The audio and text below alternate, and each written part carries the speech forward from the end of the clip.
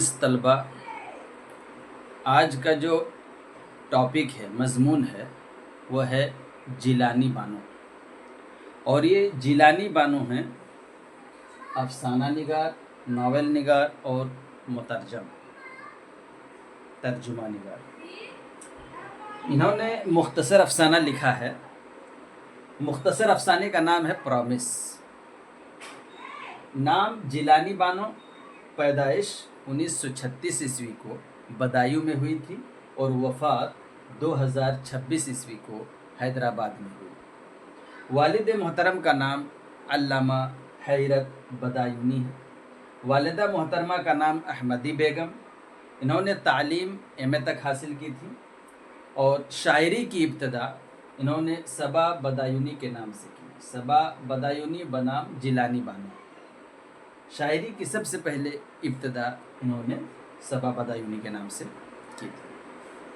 ان کا جو شوق تھا وہ موسیقی، مصوری، ناول، افسانہ اور مترجم پر ان کو عبور حاصل تھا، مہارت تھی۔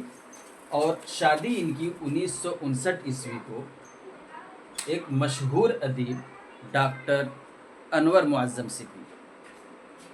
افسانوی مجموعے میں ان کا ہے روشنی کے مینار، نروان، پرایا گھر، رات کے مسافر، روز کا قصہ، یہ کون ہنسا، تریاق، نئی عورت، سچ کے سوا، بات پھولوں کی۔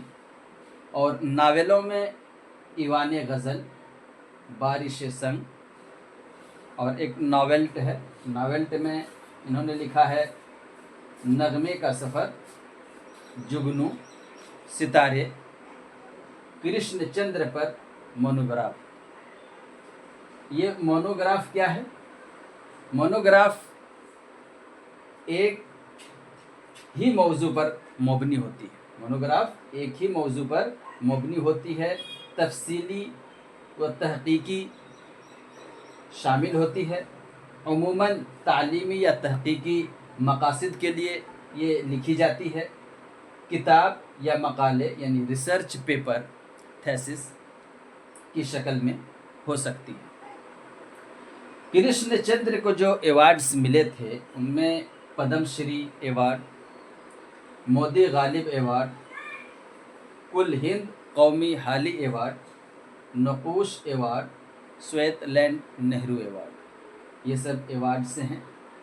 تو یہ تھیں جیلانی بانو، جن کے حیات و خدمات آپ پڑھ رہے تھے۔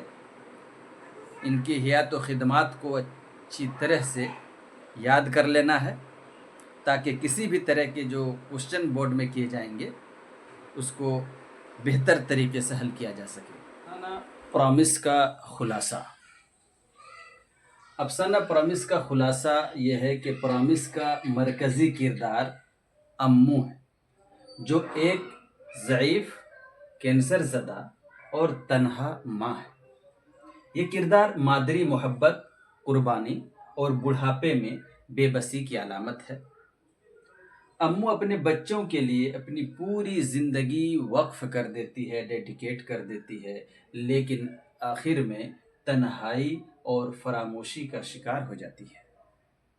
ان کے بیٹے تعلیم اور کام کے سلسلے میں امریکہ اور دیگر مقامات پر مقیم ہوتے ہیں۔ امو کے بیٹے اپنی مصروفیات کی وجہ سے فوراً موجود نہیں ہو پاتے اور ان کی غیر حاضری سے دکھی اور تنہائی محسوس کرتی ہوئی یہ ماں۔